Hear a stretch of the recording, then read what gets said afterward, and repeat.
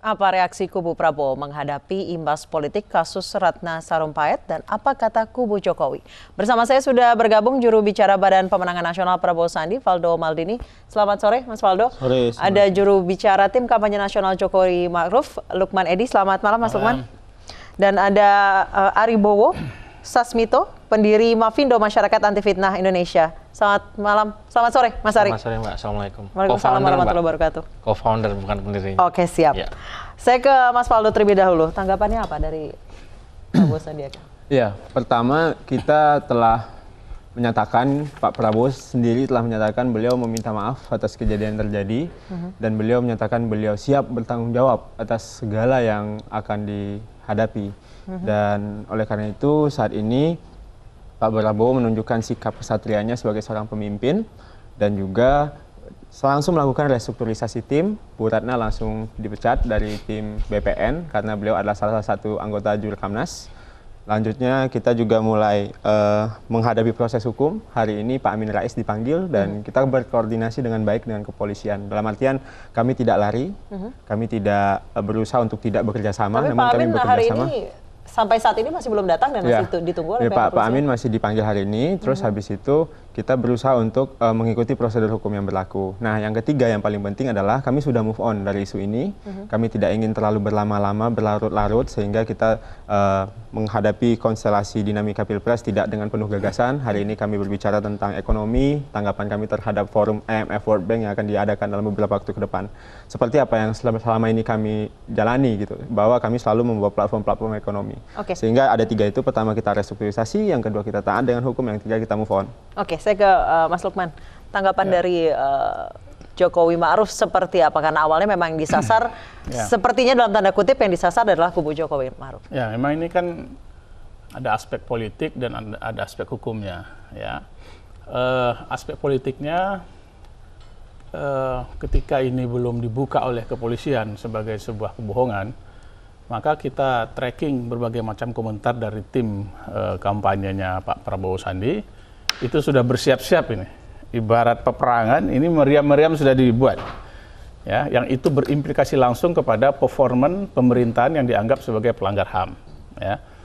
Nah, sehingga kemudian kita aja awal-awal mendengar itu agak gemetaran juga ini. Wah, ini bahaya ini, serangan yang cukup menyakitkan kalau ini ternyata memang walaupun tidak mungkin pemerintah ini misalnya melakukan konspirasi untuk melakukan pelanggaran HAM, kemudian di tengah-tengah era sekarang ya, kalau era dulu oke lah gitu ya, tapi era sekarang ini kan nggak mungkin lagi ada hal yang tertutupi, semua pasti diketahui oleh masyarakat, semua pasti diketahui oleh publik.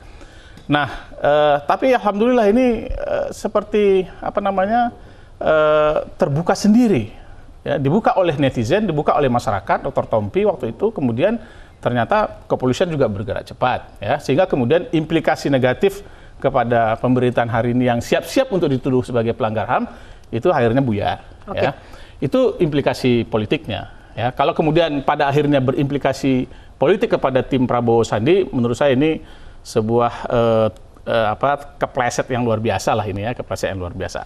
Nah, sekarang kita bicara soal implikasi hukum. Ya, implikasi hukum ini ada implikasinya berkenaan dengan undang-undang pemilu, ada implikasinya berkenaan dengan PKPU, berkenaan dengan kampanye, ada undang-undang ITE. Ya, kalau undang-undang pemilu itu langsung dihubungkan dengan pidana pemilu, ya, masuk dalam persidangan sentra Gakumdu nanti, ya. Karena begini, seharusnya Bawaslu sudah mulai melakukan inventarisasi. Pendaftaran tim kampanye timnya Pak Jokowi dan pendaftaran tim kampanye secara formal timnya Pak Prabowo bukan tanpa implikasi nama-nama yang masuk di dalamnya itu. Karena siapapun nama-nama yang masuk di dalam itu kemudian melakukan tindakan-tindakan yang di luar keharusan atau yang melanggar ketentuan-ketentuan kampanye yang berlaku, maka itu bisa langsung dihubungkan dengan kebijakan sebuah tim secara keseluruhan. Ini loh. Jadi tidak bisa kemudian melepaskan diri, ya, tidak bisa kemudian melepaskan diri. Nah, Pak Jokowi sendiri memberikan arahan kepada kita, ya sudahlah, soal ini kan sudah minta maaf, ya sudah selesai. Tetapi kan kita tidak bisa mengganggu penegakan hukumnya, ya. satu hal yang perlu dijawab sekarang, misalnya begini. Oke, Ibu Ratna Sarumpait minta maaf. Dia menyatakan ini adalah kebohongan dan menyatakan ini penebar hoax yang terbaik lah abad ini.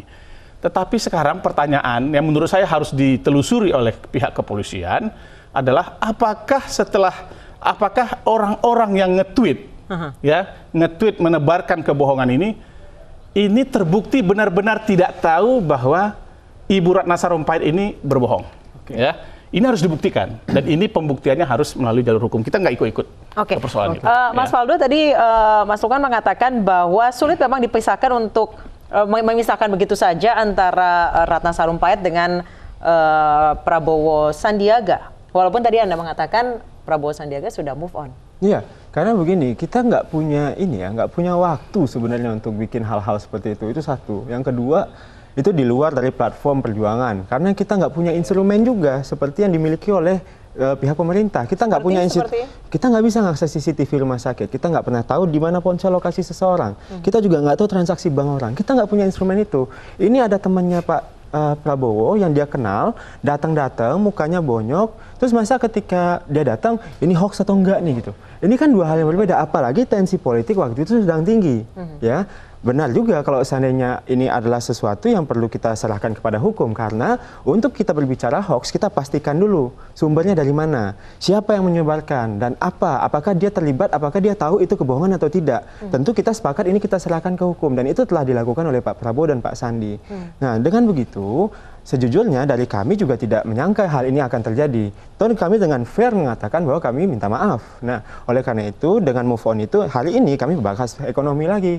Kita ngomong lapangan kerja lagi. Kita ngomong dolar yang udah 15.200 lagi sekarang. Oke, baik, sejauh ini memang jika tadi tim dari Prabowo Sandiaga sudah move on, tapi ada yang belum move on yaitu netizen. Saat ini masih banyak informasi dan berbagai konspirasi beredar terkait kebohongan yang dilakukan oleh Ratna Sarumpait. Kita akan membahasnya usai jeda berikut bersama kami.